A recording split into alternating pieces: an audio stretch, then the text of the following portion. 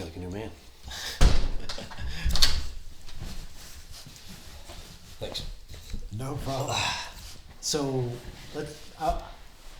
I didn't grow up in a hunting family. Yeah. We were never against hunting. Yep. It just wasn't a thing that I grew up with. I had friends that did, and I'd go out with them. Yeah. But I never, I shot a couple guns as a kid. Yeah. Did you grow up with hunting? No, I didn't grow up. I didn't grow up with hunting, but so I grew up with my in-laws that are my in-laws now. Right. I was best friends with my brother-in-law, and his father was and is a big hunter, biggest influencer for hunting in my life, and so I hunted with them for a while, and then the older I got, the more I really cared about it. So now I hunt as much as I can and take my kids hunting, but a lot of my closest friends hunt. I hunt with my father-in-law, hunt with my brother-in-laws, and that's a real good time. Yeah. That's like something special about being in the woods. Just you and your thoughts. That's the coolest part about it. And then there's something special about scouting, like finding deer tracks, finding rubs, finding scrapes, tracking the wind, tracking what the leaves are going to look like a month from now, tracking food sources. What do you mean tracking the leaves? Like right now, if I set a tree stand up, 2 weeks from now, it's going to look a lot different. Like my shot is going to look a lot different, or my visibility is going to look a lot different because the leaves haven't dropped yet. And you mostly bow hunt or only bow hunt? I bow hunt more than I rifle hunt, Okay. but I do both as much as I can, which isn't as much as I want right now. Right. Kids again, but and then tracking deer, finding where you think deer are coming from, putting a tree stand up, and then sitting there and seeing deer where you thought they were going to come from is a wicked cool thing because you didn't disrupt their area. You feel like you outsmarted them. You're sitting there and you're watching deer. You're like, wow, I found this area. I found this tree. I outsmarted these animals, and now I'm watching them. And that's like really, really cool. Yeah. And then, the hunt, that's like half of the hunt. And then it's like you see a deer that you're ready to take. Like if you're bow hunting, you're right on top of them, 10, 20 yards. And you get the shakes because you're about to kill something, which is not a normal thing. Like I didn't grow up just like shooting squirrels or shooting birds or like I still don't. I mean, I don't like killing animals. I don't step on a spider because it's a spider. I don't step on an ant because it's an ant. Like I went with a friend with a BB gun and shot a little bird. I remember he bawled my eyes. Yeah, like, that's sad. And he laughed at me. He was a big time hunter. Yeah. And I was like, well, this isn't. I have friends that do that too, and I'm like, why would you do that? I was with a kid paintballing one time, and he shot a cardinal with a paintball. I'm like, why would you do that? Right. Like that's never made sense to me. I did shoot an albino deer with a paintball gun. Because I lived in that's an no old big- town. that's not the gonna. deer walk up to you, but it was albino. It was calling for some paint on it. He needed some paint. It's bad luck to shoot an albino. Paintball? Well, probably not paintball. I mean, that's what I mean. That their fur is so thick that's not even gonna. Right. So back to you're in the tree stand. Yeah, so you're in a tree stand. You see a deer come through that you're ready to kill, and you've got to focus. You know what I mean? And I definitely shake. I know most people shake when they see deer, and it's almost like everything around you stops. Noises, feelings, thoughts. Your only thought is where you're going to put that bullet or where you're going to put that arrow on that deer. And everything around you is like blurry or black or blurry, and you just see the deer, you're looking through and take a breath and you pull the trigger and you just smack, and the deer jumps and you're like, I think I hit it. And you're supposed to wait 20, 30 minutes to let the deer bleed out so that you don't push it and chase it. That's the longest 20 or 30 minutes of your life, because you're like, I want to know if I killed that deer or not. You go down, you find blood, you make for me, I always call my father-in-law, hey, I'm at stand number whatever, I just hit one, I found blood. And he always talks to me like I'm a little kid. All right, stab an arrow in that leaf where you see blood, and don't wait or don't track it, just wait for me. Do you think you know where he ran? And he's always talking to me like I'm 13, 14, 15 again, which is cool. It's fun. I know it's so much fun for him. It's so much fun for me. And then you track that deer and you find the deer. and it's dead, and you killed the deer, you successfully completed the hunt, and then you clean the deer out, you drag the deer back, and you get to eat the deer. And not many things in life are as satisfying as you talk about farm to table. That's about as farm to table as it gets. Like there's this instinctual feeling in men. I mean, that's where we came from, right? Cavemen killing things to eat, to provide for your family, and you still have that in you. Hunt, kill, and then you get to eat that animal, and you put that animal to good use. That is an incredible feeling. How long did you last you? What's that? Like the meat itself, like is that? Oh, a couple years, easy. Really? Yeah, oh yeah. I have deer meat in my freezer from 2019. Wow. Yeah, I just had some the other day. I didn't kill a deer last year. Right. I saw a bunch of deer and missed a couple times, but it's an incredible feeling. It's an incredible feeling. It's gonna be cool to think about passing that on too. Oh yeah, and I can't wait. Which I already have.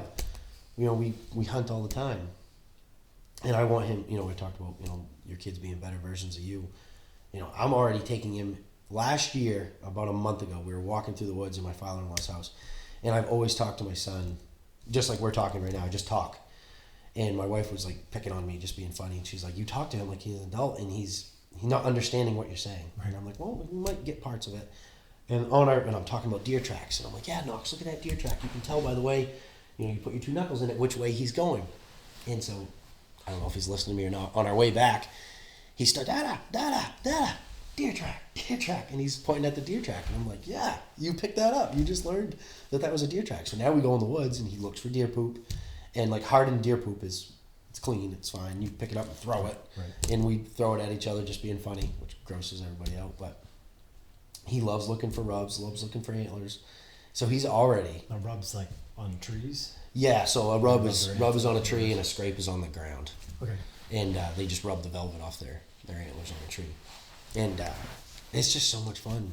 So much fun getting out there where he's, he'll pretend to see a deer or he'll pretend to see tracks, but just the fact that he's thinking about it already. Right. And he already has this passion for it. He runs around with a little Nerf bow and pretends to, hunt things in the house. And he's going to be 30 times the hunter I've ever been. And the big thing is just, one thing I do think about is where I didn't grow up hunting as a kid. I didn't grow up killing deer. Right. I have that respect for animals. I genuinely don't enjoy killing. Right. I enjoy the process of the hunt. I enjoy eating the animal, but I don't want to. A part of you enjoys the kill, which sounds horrible, but I think it's the process. The adrenaline of it. I want him to have that same compassion for animals. Right. I swerve out of the way for a squirrel on the road. I swerve out of the way for a turtle or a frog. I want him to have that thought process too. So one thing I always think about is, if I'm exposing him to death so early, I don't want him to become numb to it. Right. I still want him to have that feeling in his gut, like, so how do you do that? Is this right? Is this wrong? Right. I feel kind of sad. I remember as a kid seeing like my uncle shoot a deer, and I remember like looking at it and just being like, well, this is kind of sad. I still want him to have that understanding of it, that it's that's a life that we took.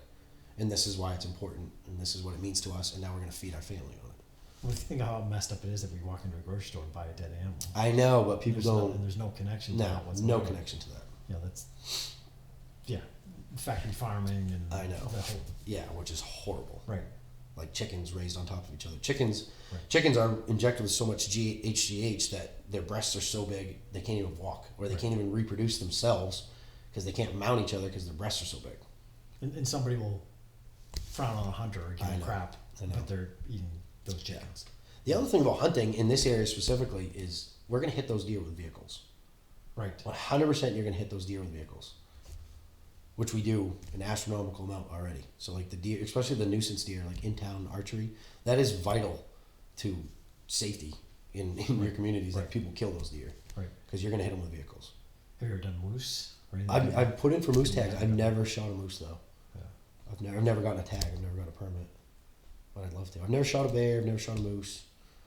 I've shot turkeys. I've shot deer. Have you seen a bear out in the woods? I've seen a bear out in the woods. Yeah, from far away. I got chased by one right over here. Did you really? On my run. I wonder if you were near their cubs or something. Because usually they so don't. Literally right up the hill is a little corner store. Yep. Yeah, Neely's. Neely's, Yeah. right. Which isn't a store anymore. No. It used to be. I turn the corner right there and I hear a growl. And before I know it, I'm across the street. Yeah. Like I don't remember crossing What the time street. is this morning? Or? Morning, yeah. So I hear a growl and I hear and I look up and 3 cubs are going up the tree faster than I can go on the ground. They're going vertically. It blew my mind how fast these cubs are going up the tree. Yeah. It like time was like standing still in this, and I'm like, so I don't remember crossing the road. I remember seeing that, and I look back, and there's Mama Bear at the bottom of the tree, Yeah. like looking at me. And Was she standing up or was she? I don't think so. I think she was just. I don't remember exactly how she was standing, but I remember just like walking eyes kind of thing. Yeah. And like, what the hell do I do? Yeah. And I just, like, I'm like looking at houses, like, where can I go? What can I do? And I'm just backing away slowly. Yeah. Yeah. Until So you stopped running. I stopped running, but yes. Yeah. And I just kind of went backwards slowly. Yeah. Until I got out of sight and then freaking Yeah. took off. Holy crap. I remember I was talking, there was a girl that I worked with who was an avid hunter, bear hunter. And she's like, oh, that bear is, I'm like, how do you think big that bear was? She's like, probably about 150 pounds. I'm like, oh, shit, she was in my weight class. Yeah, but yeah, no chance. Oh my God. That was terrifying. And then then everybody that knew that experience happened start sending me pictures of like runners being run down, and, by bears. Yeah. And like this, and just recently there was a, one of the hunter on Rogan was showing. Oh, was Steve Ranella? Steve was just on recently. Yeah. There was a bear that they mounted on a cart, and it would come at you at 30 miles per hour, and you'd stand back to it, and they'd say go, and you'd spin around and see if you can get the bear spray into the face or something fast enough. They come on you fast. Oh yeah, yeah. I can't even imagine. Yeah. Did you hear the Steve Ranella story? With the bear breathing behind his back. Yeah, and did they kill one of his friends or they? I don't know if I heard that one. Yeah. He was just telling one where he was turkey hunting, and he didn't know the bear was behind him until he felt the breath on the back of his neck. Holy crap! And he turned, and then the bear just went. That stuff scares me. They were. I don't remember the full story.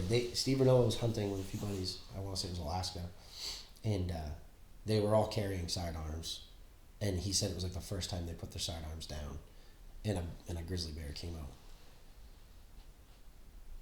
I might be combining two stories, but regardless, I want to say maybe it wasn't him, or maybe he was telling the story of a friend or something like that. But I think it killed one of them, and the other people.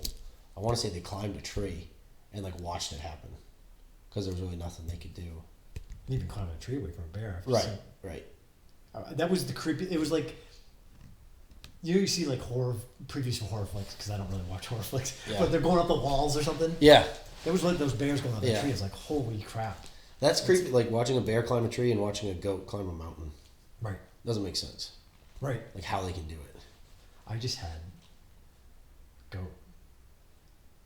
Crown goat. Oh. At the farmer's market here in Hamden. Was it those goat right down the road?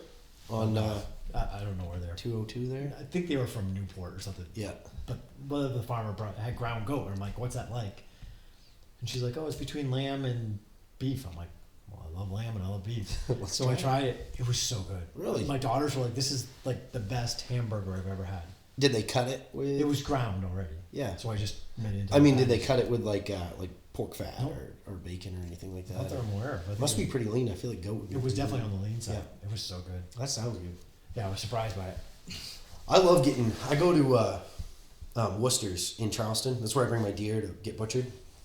And every once in a while they'll sell boxes they have all their own farm-raised animals. And they'll just say, hey, we're selling a 50-pound box of meat for whatever amount of dollars. Right. And they don't even tell you what's in it. You just go and you buy it. And usually you get like a couple big hams, a couple big chicken breasts, and then, pig or bacon and pork and all kinds of stuff. And it's farm raised. So I would rather spend the extra $1 on that stuff than going to Shaw or Hannaford and buy a flavorless piece of meat.